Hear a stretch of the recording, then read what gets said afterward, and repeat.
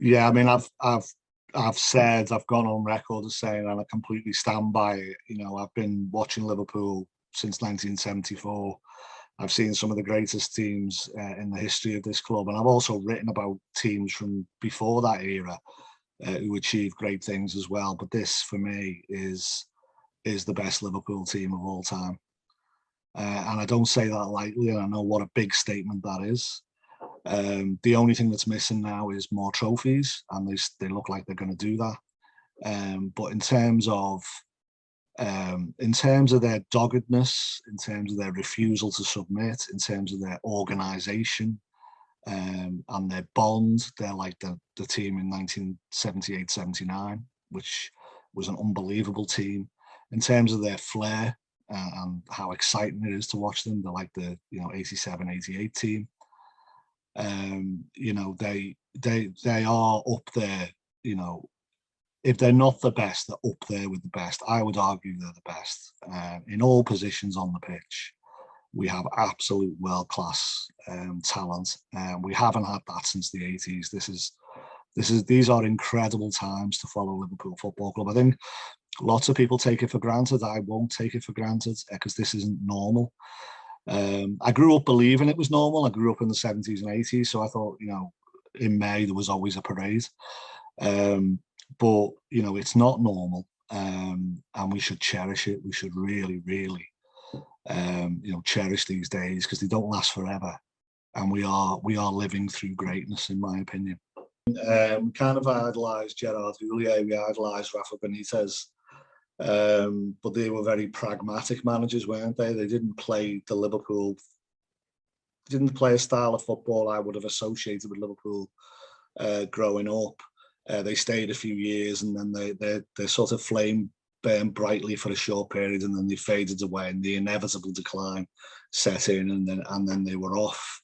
And I kind of thought that, as you've suggested, that kind of charismatic, unifying, inspirational figure, no longer existed. We'd had the likes of Wenger, who was a very technical type of fellow who achieved success. Mourinho was very pragmatic, like Benitez. Alex Ferguson was a bit old school, but certainly isn't in the mould of a Shankly or someone like that.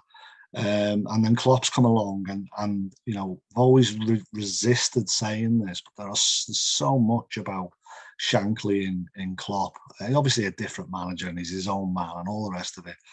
But in terms of how he brings people together, and he talks about the collective, and he motivates people, his wit, his humour, he says the right thing at the right time. There's just so much and so I was very excited when Klopp came in.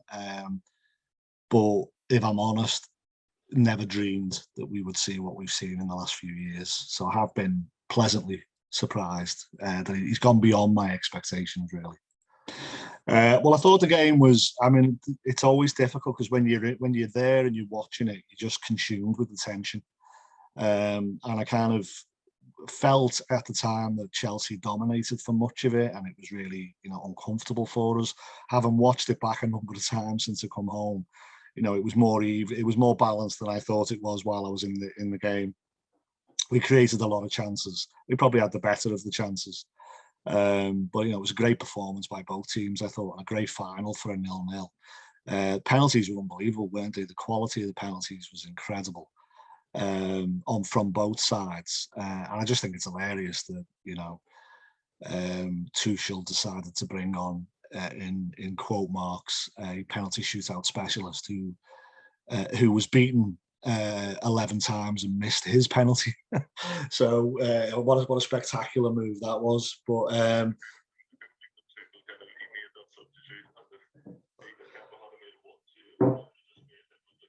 exactly, yeah. That's the fine margins, isn't it? He's either going to be a genius or a fool. I'm so glad it turned out to be the latter for us.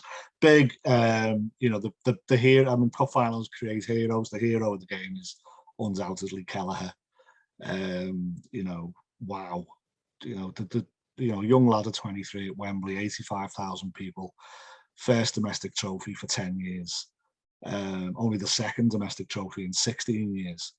the pressure on his shoulders, but he just looks unflappable. He looks so calm, so relaxed, pulled off a few great saves in the game. And then calmness personified in front of 40, 50,000 Liverpool fans, puts his penalty away like a striker. And, you know, I'm so happy for him. So, I mean, I hope we can keep it. Although I wouldn't blame him if he wants to play regular football elsewhere. But, you know, a credit to the club and a credit to Ireland. And then in terms of how many we can, win, well, we can win them all. We're the only club that can win them all. There's a lot to do before we get there. But why not? Why not dream? That's what being a football supporter is all about, isn't it? I mean, we're capable of winning all four. Whether we do or not is a different matter, but we are certainly capable of winning all four trophies. And there is a 2001 feel to this, you know, kind of a sense of momentum building. I remember that under Houllier when we won we struggled past Birmingham in the League Cup final in 2001. But then we became unstoppable in the Cups that season. And I just feel it's a little bit like that now. Hopefully I'm not speaking too soon when playing Norwich tomorrow night.